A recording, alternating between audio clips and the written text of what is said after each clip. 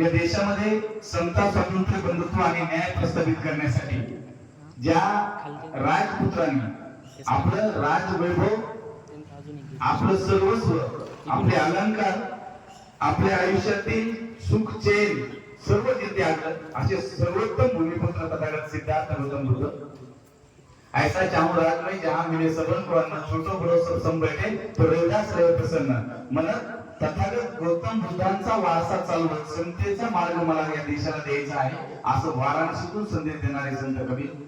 एक अजूबा ऐसा देखा मुर्दा रोटी खाए, समजावत से समजत नाही मार पडायची लाय, की अंधश्रद्धेमध्ये एवढे लोक गुरफटून गेलेत की त्यांना मी मारण्याचा प्रयत्न करतो, ते अंधश्रद्धेतून बाहेर निघत नाहीत, असं म्हणाले संत कबीर महाराज। याच उत्तर प्रदेशातील संतांचा प्रभाव महाराष्ट्रात असताना वारकरी संप्रदायाच्या माध्यमातून गौतम बुद्धांची चळवळ ज्या महान संतांनी समोर नेली, असे संत नामदेव महाराजापासून समस्त संत तुकाराम महाराजापर्यंत। बुद्धवंशी आम्ही जन्मलो संत, वर्णावया मात नामा म्हणे। नरसीचे नामदेव महाराज म्हणतात की बुद्धाच्या वंशात आम्ही संत जन्मलो, वर्णावर मात करण्यासाठी, ब्राह्मण, क्षत्रिय, वैश्य, शूद्र या 4 वर्णावर मात करण्यासाठी, या वर्णाला जमीनदोस्त करण्यासाठी बुद्धाच्या वंशात आम्ही संत जन्मलो। थोडा वेळ अवघ्या चेष्टाचा संबंध शुद्धापाशी शुद्ध बुद्ध व्हावे, की आपली निंदा नालस्ता कुणी चेष्टा करत असेल तर इतकं शुद्ध व्हा की आपण बुद्धापर्यंत गेलं पाहिजे, तथागत झालं पाहिजे, असं म्हणणारे संत तुकाराम महाराज। हातीने घेता तलवार, बुद्ध राज्य करी जगावर, त्याचे कारण एक विचारधारा प्रभावशाली, असं म्हणणारे संत तुकडोजी महाराज, की बुद्धाने हातात तलवार न घेता जगावर राज्य केलं, त्याचं कारण म्हणजे बुद्धाची जी विचारधारा होती ती प्रभावशाली विचारधारा होती। त्याच संतांच्या फळीमध्ये समस्त संत, मग संत चोखा असेल, संत सेना असतील, सगळ्या संतांनी तथागत बुद्धाच्याच वाणीला आपल्या माध्यमात समजून सांगण्याचं काम केलं। या देशामध्ये विशेष करून महाराष्ट्रामध्ये भूमिपुत्रांचं स्वराज्य निर्माण व्हावं हे स्वप्न पाहणारे मासाहेब जिजाऊ, छत्रपती संभाजी महाराज, छत्रपती शिवाजी महाराज, राष्ट्रपिता महात्मा ज्योतिराव फुले ज्यांनी छत्रपती शिवाजी महाराजांची समाधी काळाच्या पडद्याआड गेली असताना 1869 ला ती समाधी शोधून काढली, छत्रपती शिवाजी महाराजांची पहिली जयंती केली, छत्रपती शिवाजी महाराजांचा पहिला पोवाडा लिहिला।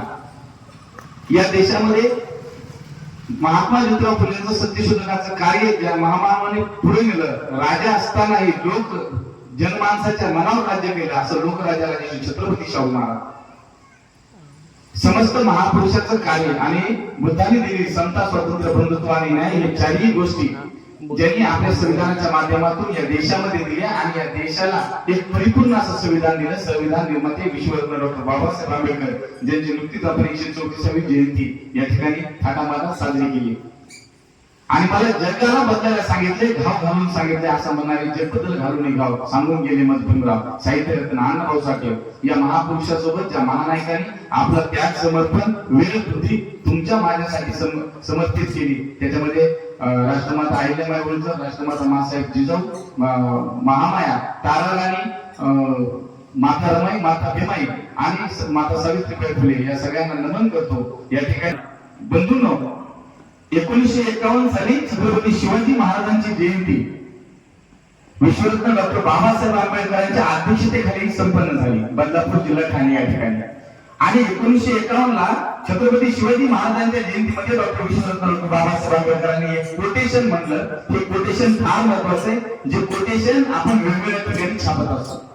विश्वरत्न डॉक्टर बाबासाहेब आंबेडकर म्हणाले त्या ठिकाणी, जी कॉम आपला इतिहास जाणत नाही ते लोक ती कॉम कधीही इतिहास निर्माण करू शकत नाही।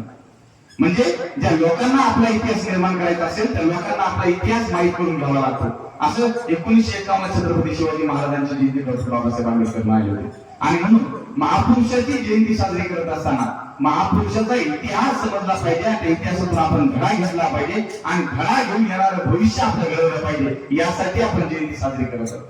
आणि म्हणून मला गौरव वाटला सर या जयंती कमिटीचा, की 14 दिवस वेगवेगळे विषय लावून तुम्ही इतिहास समजून घेण्याचा प्रयत्न करतात। आणि म्हणून मी तुम्हाला एका टाळ्या वाजवायला सांगितलं होतं की ही पहिली जयंती माझ्या पायातली, की 14 दिवस वेगवेगळे विषय या ठिकाणी लावण्यात आलेले आहेत। तथागत सिद्धार्थ गौतम बुद्धांचा इतिहास जाणून घ्यायचा असेल तर 2569 वर्षाच्या पूर्वी जात असताना त्याच्याही पूर्वी आपल्याला जाणं फार गरजेचं आहे। इतिहास हा प्राचीन भारताचा इतिहास आहे। इतिहास मध्ययुगीन भारताचा इतिहास आहे आणि इतिहास हा आधुनिक भारताचा इतिहास आहे. इतिहासाचे 3 टप्पे आहेत. मी जे बोलत ते कदाचित थोडं टेक्निकल असल्यामुळे समजायला किचकट जाईल, परंतु मी समजून सांगण्याचा प्रयत्न करतो. प्राचीन भारताचा इतिहास जर पाहायला गेला तर त्याच्यात बुद्धाच्या काळाचा इतिहास जर पाहायला गेला आपण तर त्याही इतिहासाचे काही टप्पे करावे लागतात. पहिला टप्पा होतो की या देशामध्ये आर्य येण्यापूर्वीचा भारताचा इतिहास, आर्य आल्यानंतरचा इतिहास आणि नंतर तथागत सिद्धार्थ गौतम बुद्ध आणि महावीरांच्या कालखंडातला इतिहास. म्हणजे प्राचीन भारताला सुद्धा 3 टप्प्यामध्ये करावं लागेल आपल्याला. 1922 ला पंजाब इलाक्यामध्ये इंग्रज अधिकारी ट्रेनसाठी पत्रीचं उत्खनन करत होते. हा इतिहास बाहेर आला का? तथागत सिद्धार्थ गौतम बुद्धांच्या संदर्भात आपण असं म्हणतो बंदेची कधी कधी की बुद्धाच्या देशातला धर्म लोप पावला, पण बुद्धाच्या देशातला धर्म लोप नाही पावला. तो लोप पावण्यासाठी फार मोठी कटकार असताना या देशामध्ये करावी लागली. आणि म्हणून 1922 ला ज्यावेळेला उत्खनन सुरू झाले या देशामध्ये रेल्वे ट्रॅकचं पंजाबमध्ये, त्यावेळेला इंग्रज अधिकाऱ्याच्या लक्षात आलं की जमिनीच्या खाली काही अवशेष सापडायला लागले, काही खराचे अवशेष सापडायला लागले, पक्क्या विटा सापडायला लागल्या. आणि इंग्रज अधिकाऱ्यांनी तत्काळ आपली टीम बोलवली आणि त्या ठिकाणी खाली रेल्वे ट्रॅकच्या तिथे उत्खनन करायला सुरुवात केली. त्यावेळेला त्या उत्खननामध्ये या देशामध्ये 2 शहर अतिविकसित शहरं सापडली. पहिल्या शहराचं नाव आहे मोहनजोदडो आणि दुसऱ्या शहराचं नाव आहे हडप्पा. आणि ही इतकी अतिविकसित शहरं होती की त्या कालखंडामध्ये पक्क्या विटांनी बनलेली शहरं होती. मी बुद्धाच्या पूर्वीचा कालखंड सांगेल तुम्हाला, ज्याला आपण म्हणतो ना की भारत देश एक सोन्याची चिडिया होता, की भारत देशातून सोन्याचा धोर निघायचा. यासाठी सांगत आहे की आपल्याला आपला गौरवशाली इतिहास समजला पाहिजे. आता काय होतं माहितीये का, अज्ञानी लोक गाणं लिहितात आणि आपल्याला त्या गाण्यावर ज्ञानवंत लोक रील्स बनवतात. ही समस्या झाली सर आजच्या पिढीमध्ये. आजही आपण पाहिजे या ठिकाणी या गल्लीमध्ये किती युवक असतील मला माहित नाही, परंतु आजची युवक कुठे? आजची युवक हे मल्टीमीडियामध्ये मजबूत झाले. हा जो मल्टीमीडिया त्यांच्या हातात दिलेला आहे ते युवक मल्टीमीडियामध्ये आजही युवा नाही, युवाच्या पुढचे आणि युवाच्या अलीकडे कार्यक्रम आहे पाहिजे. आणि म्हणून ज्या वेळेला या देशामध्ये एक प्रचंड समृद्ध अशी व्यवस्था निर्माण होती, मोहनजोदडो हडप्पा सारखी 100 शहर या देशामध्ये होते, काटकोणामध्ये होती. आता गुगल मॅपने येत असताना मला रस्ता चुकवला गुगल मॅपनं. 100 फुटाचा रस्ता होता, 3 किलोमीटर पर्यंत दोन्ही बाजूला वस्ती असलेली. आज आपल्या गल्ल्यामध्ये 10 फुटाचे, 12 फुटाचे, 15 फुटाचे, 18 फुटाचे रस्ते. तुम्ही कल्पना करा किती अतिविकसित शहर होते त्या कालखंडामध्ये. जमिनीच्या खाली 8 फूट खोलीच्या आणि 4 फूट रुंदीच्या नाल्या होत्या. हे इंग्रज सरकारने लिहून ठेवलं, त्यामुळे हा इतिहास आपल्याला गौरवशाली इतिहास आपल्याला पाहायला मिळाला. असे अतिविकसित हडप्पा आणि मोहनजोदडो शहर होती की त्याच्यामध्ये स्नानगृह होती, सार्वजनिक स्नानगृह. आणि मग इंग्रजांनी जतन करायला सुरुवात केली. इतका प्रचंड गौरवशाली आपला इतिहास होता. मी म्हणालो तुम्हाला की बऱ्याचदा काय अडाणी लोक गाणी लिहितात. एक मध्यंतरी गाणं आलं तसं की डोक्यावर ते शेणाची पाटी वगैरे. हा आपला इतिहास नाही म्हणतो. ज्या वेळेला पेशव्यांनी इथे जाती व्यवस्था घट्ट केली त्यावेळेला आपल्याला हे समोर आणलं गेलं. इतकी गुलामी आपली आणि आपण जर पूर्वी आपण पाहायला गेलो तर आपण या देशाचे शासक होतो, राज्य होतो. तो इतिहास या प्राचीन सिंधू संस्कृतीचा इतिहास. आणि मग इतकी सुजलाम सुफलाम असलेली जी संस्कृती होती आर्यांचं या देशामध्ये खैबर खिंडीतून आगमन झालं. आर्य म्हणजे ब्राह्मण, आजचे ब्राह्मण. आर्य खैबर खिंडीतून आले. आर्य या देशाचे मूळचे रहिवासी नव्हते, खैबर खिंडीतून आले. आणि खैबर खिंडीतून आल्यानंतर आर्यांनी या लोकांना गुलाम बनवण्यासाठी षडयंत्र रचायला सुरुवात केली. आर्य घोड्यावर आले.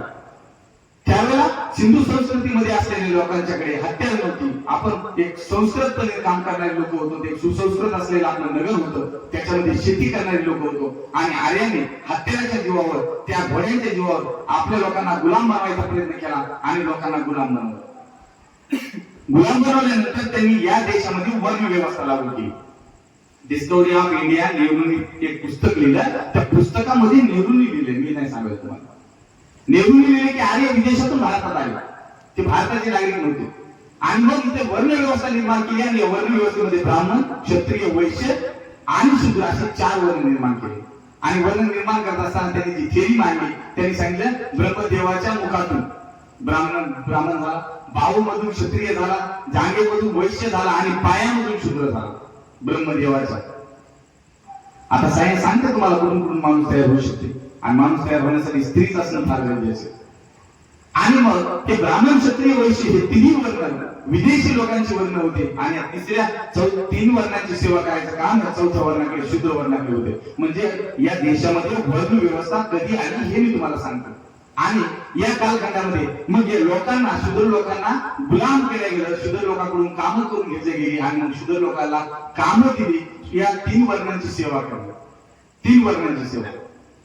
आणि मग शूद्र लोक हे तीन वर्णाचे गुमाने सेवा करत होते. आणि त्याच कालखंडामध्ये या आर्यांनी एक नवीन संस्कृती आणली, वैदिक संस्कृती, आपली सिंधू संस्कृती. आणि सिंधू संस्कृती पुढे आणली वैदिक संस्कृती. रिव्हॉल्युशन अँड काउंटर रिव्हॉल्युशन मध्ये डॉक्टर बाबासाहेब आंबेडकर क्रांती आणि प्रतिक्रांती या पुस्तकामध्ये हे सगळं मांडतात. ते पुस्तक आपण वाचलं पाहिजे. आणि मग ज्या वेळेला ही संस्कृती आणली वैदिक संस्कृती, त्यांनी वैदिक संस्कृतीमध्ये यज्ञ कर्मकांड आणि यज्ञाला सुरुवात केली. यज्ञ म्हणजे काय असायचा, ते यज्ञ म्हणजे फार मोठा खोल खड्डा केलेला असायचा, त्या खड्ड्यामध्ये जाळ केलेला असायचा, त्या जाळामध्ये इंगळ तयार झालेली असायची, त्याच्यामध्ये कोळसा गरम कोळसा असायचा आणि बाजूला बसून एक पंडित असे मोठमोठे मंत्र म्हणायला लागायचे. आणि ते मंत्र म्हणत असताना ज्याचा तो यज्ञ होता त्या माणसानं गायी, जनावर, बकरी, शेळी त्या यज्ञामध्ये सोडायची. आणि असे 6-6 महिने यज्ञ चालायचे. मग रोज ती बकरी, जी बकरी मध्ये गेली ती बकरी बाहेर आल्यानंतर भाजल्या जायची आणि भाजल्यानंतर तिचं मांस खाल्ल्या जायचं. त्या मांसासोबत मदिरा सुद्धा प्राशन केली जायची, दारू सुद्धा, सोमरस. आणि ही संस्कृती या देशामध्ये होती. आणि त्या कालखंडामध्ये ज्या वेळेला इतकी धर्मांधता वाढली होती देशामध्ये, मग कोप पावणे नावाची एक संकल्प त्यांनी वैदिक धर्मामध्ये आर्यांनी आणली ब्राह्मणांना. ते काही झालं, पाऊस जास्त पडला ते म्हणजे कोप पावला, पाऊस कमी पडला ते म्हणायचे कोप पावला, दुष्काळ पडला कोप पावला, अतिवृष्टी झाली देवाचा कोप पावला. ही देव संकल्पना त्या कालखंडामध्ये आली. आणि त्या कालखंडामध्ये भगवान महावीरांचा जन्म झाला. त्या कालखंडामध्ये तथागत सिद्धार्थ गौतम बुद्धांचा जन्म झाला. सिद्धार्थ गौतम बुद्धांच्या संदर्भात पाहिलं तर त्यांचे जे वडील राजा सिद्धोदर हे त्याच कालखंडामध्ये राजे झाले. म्हणजे गणव्यवस्था होती आणि गणव्यवस्थेमध्ये एक बाई राहिली. जसं आपण म्हणतो मंडळाचा अध्यक्ष निवडावा आपण, की 10 लोकांमध्ये मंडळाचा अध्यक्ष निवडावा, तसं त्या गणव्यवस्थेमध्ये आता राजा कुणाला निवडावं असं एक नंबर लावला जायचा. आणि त्या घराला राजा निवडलं गेलं, दुसऱ्या वेळेला 3 टर्म संपल्यानंतर दुसऱ्याला राजा नियुक्त केलं जायचं. आणि त्या ज्यावेळेला सिद्धार्थ गौतमाचा जन्म झाला त्यावेळेला सिद्धोधन लकीली राजा झाले होते. आणि सिद्धोधनाचा तो राजकारभार होता आणि सिद्धार्थ राजपुत्र होते. बालपणी सिद्धार्थ एकदम तर्कवादी आणि बुद्धिवादी होते. छोट्या छोट्या गोष्टींना तर्क करायचे. तुम्ही सगळ्यांनी ते उदाहरण ऐकलं असेल, बऱ्याचदा भंतीजींनी सुद्धा सांगितलं असेल की बालपणीच असताना सिद्धार्थाला काय झालं की त्याच्या चुलत भावाने हंसाला मारलं, बाण मारला.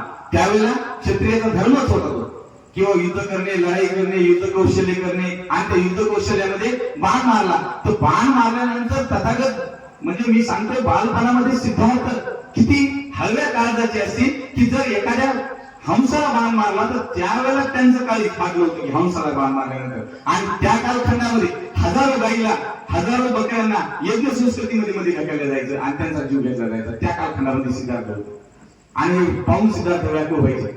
ते तर्क केला त्यांनी दरबारामध्ये वडिलांसोबत तर्क केला, किंवा त्याला मारलं नाही पाहिजे, वाचवणारा श्रेष्ठ म्हणून तो हंस सिद्धार्थाला देण्यात आला. ही परंपरा होती. मग या यज्ञ संस्कृतीला ज्यावेळेला सिद्धार्थ पाहायला लागले त्यावेळेला त्यांचं मन व्याकुळ व्हायला लागलं. कारण असे बरेचसे राजे राजवाडे होते की जे यज्ञ करायचे आणि 6-6 महिने चालायचे, त्याची संपत्ती संपून जायची, अर्धी संपत्ती संपून जायची. इतकं ब्राह्मण त्यांना छळायचे, यज्ञ करायला लावायचे की तुमच्या बापाला द्यायचे, तुमच्या बापाचं निधन झाले, आजोबाला द्यायचंय, आजोबाचं निधन झाले तरी यज्ञ करा. कुठल्याही गोष्टीला यज्ञ संस्कृती होती. आणि मग या यज्ञामधून कुठलाही माणूस सुटला नव्हता. म्हणजे सामान्य माणसाला सुद्धा यज्ञ करावा लागायचा. कारण कुठल्या रोगराई म्हणा, कुठले संकट म्हणा, मानवी संकट माणसाच्या आयुष्यात होते. आणि त्याला एकमेव सोल्युशन त्यांनी यज्ञ आणलं होतं वैदिक धर्मामध्ये. आणि ब्राह्मण तेवढंच करून घ्यायचे. आणि मग त्या कालखंडामध्ये सिद्धार्थाचा जन्म झाला. वयाच्या तरुणपणीचे 20व्या वर्षी सिद्धार्थ गौतम बुद्ध त्या कालखंडामध्ये त्या संघाचे सदस्य झाले. आता संघ काय होता? संघ त्या गणराज्याचं रक्षण करणारा होता. सिद्धार्थ गौतम बुद्धांचं जे गणराज्य होतं वडिलांचं, त्या गणराज्याचं रक्षण करणारा संघ होता. आणि प्रत्येक तरुण मुलाने संघामध्ये येणं कंपल्सरी होतं. आणि तथागत सिद्धार्थ गौतम बुद्ध संघाचे सदस्य झाले. मग संघाचे सदस्य झाल्यानंतर संघाने काही नियमावली ठरवली होती की कुठलाही सदस्य संघाच्या विरोधात जाता कामा नाही. जसं आपण पाहतो की जयंती मंडळ असेल तर जयंती मंडळाला आपण सगळे मिळून काम करत असतो, एखाद्या सदस्याला आपण विरोधात जाऊ देतो. त्याला वेगळा ठराव मांडला तरी आपण त्याला कन्व्हिन्स करण्याचा प्रयत्न करतो. तसं कुठलाही सदस्य संघाच्या विरोधात जाणार नाही पहिलं. आणि जर गेला तर त्याच्यासाठी वेगवेगळ्या प्रकारची शिक्षा होते.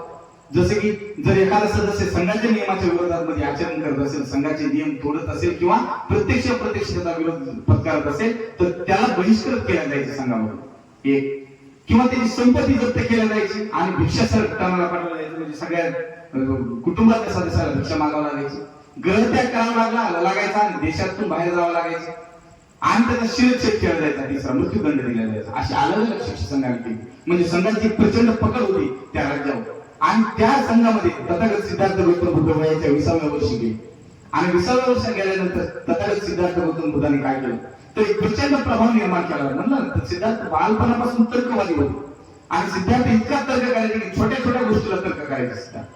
आणि मग सिद्धार्थाने तर्कवादी त्या विचार मांडायला संघामध्ये सुरुवात केली. बरेचसे लोक सिद्धार्थाचे फॉलोअर झाले. इतके फॉलोअर झाले की सिद्धार्थ जर रस्त्याने निघाले असतील तर लोक उठायचे आणि ते जाईपर्यंत उभा राहायचे. इतका आदर सन्मान सिद्धार्थाचा वयाच्या 20व्या वर्षी लोक करायचे. इतके सुंदर विचार तथागतांचे त्या काळात होते. म्हणजे one of the famous personality असं म्हणता येईल. आणि इतकं तथागत सिद्धार्थ त्या कालखंडामध्ये फेमस झाले. आणि म्हणून ते राज्य जरी त्यांच्या वडिलाचं असलं, संघाचा सेनापती जरी प्रमुख वेगळा असला, संघाचा नायक जरी असला तरी त्याच्यात सगळी पकड जी होती ती तथागतांची पकड होती. आणि मग एक असा प्रसंग तथागत सिद्धार्थ गौतम बुद्धांच्या आयुष्यामध्ये आला की सिद्धार्थ गौतम बुद्ध विचलित झाले त्या प्रसंगात. आणि तो प्रसंग होता शाक्य आणि कोलियाचा रोहिणी नदीहून आलेला. आता जर व्यवस्थित पाहिलं तर शाक्य कुळाचे तथागत सिद्धार्थ गौतम बुद्ध आणि कोलिय कुळ हे त्यांच्या मामाचं कुळ, हे त्यांच्या आईचं कुळ. आणि मग शाक्य आणि कोलिय ज्यावेळेला रोहिणी नदीवरून त्यांचा वादविवाद सुरू झाला.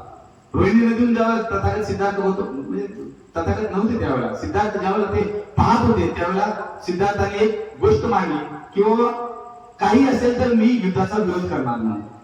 तथागतांनी ज्यावेळेला संघाच्या विरोधात जाऊन की युद्ध करायचं नाही हा ठाम निश्चय केला त्यावेळेला एक समस्या तयार झाली